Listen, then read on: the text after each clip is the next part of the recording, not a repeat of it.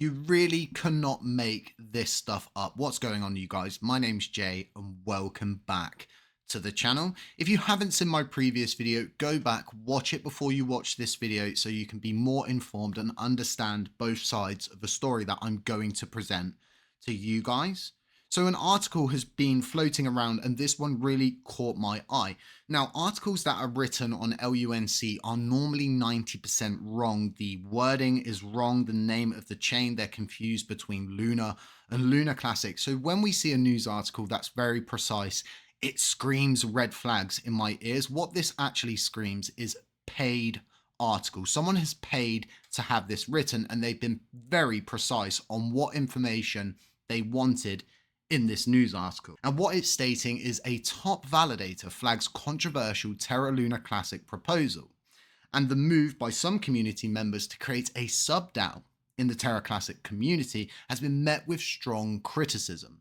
And what this top validator, being Mr. Diamond Hands, being LUNC Live and Wezo, is stating is the sub-DAO is detrimental to the very ecosystem itself, stating it undermines the decentralized principles and it's going to be very, very bad for our ecosystem if it does in fact pass. And he's being very, very outspoken about this. So if you've watched the previous video, you'll probably understand by now that Mr. Diamond Hands himself has taken it upon his group, his community, however you want to refer to this LUNC Live Wezo situation. They've taken the name of the blockchain and turned it into an LLC in the state of Wyoming.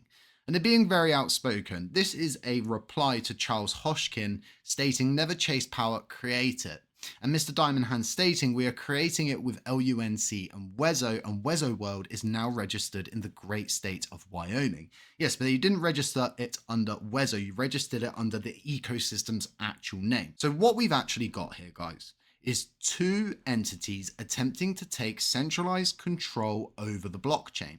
You've got this sub-DAO, which is now stating the chain needs some form of centralized control in order to progress it forward. But both of these entities are saying to one another now on X, and the developers are all saying, well, you're trying to centralize the chain. No, you're trying to centralize the chain. And what we're actually seeing is two powers clash, two people that are attempting to bank in on all of the fear, all of the doubt, all of the disgruntled holders to try to fill the gap, to try to create another centralized body of control that we ended up with in Terra Rebels times. They want to see some kind of centralized control. And each one is stating that they are undermining one another, both going straight head to head, and they're meeting in the middle and they're both saying, well, hang on a minute, you're centralizing. No, you're centralizing. No, you're centralizing it. And I'm stood here and I'm saying to myself, well, hang on a minute, you're both trying to create a centralized form of control over this blockchain during one of the most point critical times I think we'll ever go through as an ecosystem. And that's a delisting on Binance. There is no validators. There's none of these people who were pushing a repeg for such a long time who are trying to prevent this delisting from happening. Instead, nope. They're quite happy to see the delisting roll out. They're not going to be doing anything. They're not going to try to reclassify USTC as an asset to prevent a delisting rolling out. Because if a delisting does roll out, well, to get it relisted, you're going to need a centralized entity to see that happen. So it plays into the ball court. It plays into this more long-winded plan of action. And I think both of these parties have studied exactly what the other attempts at centralized control have tried to do, where they failed, and they've refined the process. And what we're going to see as USTC does see this delisting, right, as the Genius Stablecoin Act rolls out and we see more delistings, well, we're going to see more and more of these power plays roll out. We're going to see more attempts to take control of the blockchain. And what I say to this is no. And I will not be voting for any sub-DAO committee. I won't be voting on any major changes until we see what happens with USTC at the end of the month. We are being forced into a cooking pot, which is exactly the same as Terra Rebels. We were forced into a situation and we thought it was the best option we had at that moment in time. So when I see the bickering back and forth about this sub-DAO, seeing articles getting written that are very precise, they're all bickering with one another about who's going to get control of the blockchain, whilst the chain itself is in a dire situation. Binance is the largest custodial holder of USTC. In fact, it's around 31, I think, $million that they hold in value. It's enough to create a tanking effect. It's enough to really stress out the liquidity books, and it's going to become even harder going forward to sell your USTC if you want to swap your USTC, because everybody is going to try do the exact same thing you're going to do. When you panic, the price starts crumbling, it starts coming down, it's not coming back up, it's beginning to get manipulated by whales.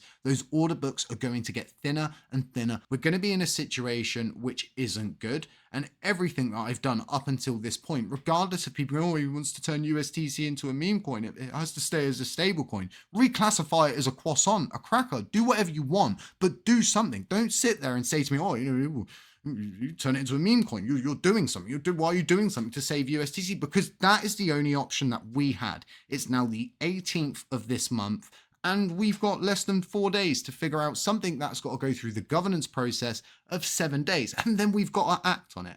So where does that leave us as a community? Well, it leaves us in a situation where the only person on this blockchain that attempted to save it is the only one speaking. There is no one else that's concerned about this. People are more interested in power plays. People are more interested in taking the name of the ecosystem whilst it's down in the dirt. Whilst people are distracted with a sub-DAO initiative, and you've got one party like, oh, they're centralizing it, and the other party says, oh, no, you're centralizing it. You're all grabbing for power. It's disgusting, it's repulsive, and it makes me sick. But what this does do for us, folks, is it brings it out into the open. We can see these people for exactly what they are. I don't enjoy doing a video like this. I want to look at the positives. I want to find the positives. But when people are attempting to take some kind of centralized power play into our ecosystem, no, it's not going to happen. I'm going to speak up about it. I'm going to be outspoken about it. And I'm going to continue talking about it until these people cease and desist what they are doing. They remove the Lunar Classic LLC, and they don't attempt to take our chain's name. And we don't see this sub-DAO committee come into play, which leaves us in a situation where bureaucracy can be used to prevent us from doing anything, where they can circumvent governance, where they can take the money of the chain and do what they want to do with it. And we start to see a situation play out again where we've got a development team that doesn't do anything. We never see any progression, yet we're paying out all of this money. And now we've got people talking about allocating certain portions of the community pool off to liquidity pools for these different DEXs. And it's a little bit strange that everybody wants to progress forward right now. Everybody's wanting to take power of the chain. Nobody cares about USTC. Nobody cares about the delisting. It's absolutely wild from my perspective to see it. I'm on the other side of the globe at the moment compared to where I actually live, which is the United Kingdom, and being stood back, working on Project Remedy, which we're going to be launching on the 1st to the 10th of April, and just seeing how everybody's positioning themselves, it's sickening. And you see it far clearer from the outside looking in. You start to see, well, hang on a minute, this guy's saying something, but he's doing the total opposite. He is halting chain progression. They did prevent major USTC burns and even the freezing of those assets from going through. We're in a situation that I didn't think we'd ever be in, that I didn't think we'd see a portion of the community buy into the idea of a centralized body taking control is going to be a good thing. And what I believe is these people clearly weren't around when Terra Rebels did the exact same thing to us as a blockchain, and how much work we had to do to remove different portions of them when we were paying $120,000 over the course of 12 months to Hexagon for wallet infrastructure that LUNC Dash provides for free. As a validator, I pride myself on the fact that we take our commission and we put it back into tools and technology that each and every one of you can utilize in the same capacity. So yeah, when there's a possible hit on our ecosystem and one of the major assets in our ecosystem, yeah, I'm going to be upset as a validator because we're not selling out on you. We're actually building tools to further the future of this ecosystem. But let me know what you think about this back and forthing of two parties claiming that one another is centralizing the blockchain whilst they're both centralizing the blockchain. When do we ever see a news article as precise as this, with key points as precise as this, where they get every piece of information right. We don't. We could go over many different articles here in this video for probably about 50 minutes, and we could laugh about all of the wrong information that gets put out in these news articles where they get confused simply between Luna and Luna Classic. But yeah, let me know what you guys think. Aside that, stay safe, stay humble, stay aware, and as always, I'm going to catch you in the next one.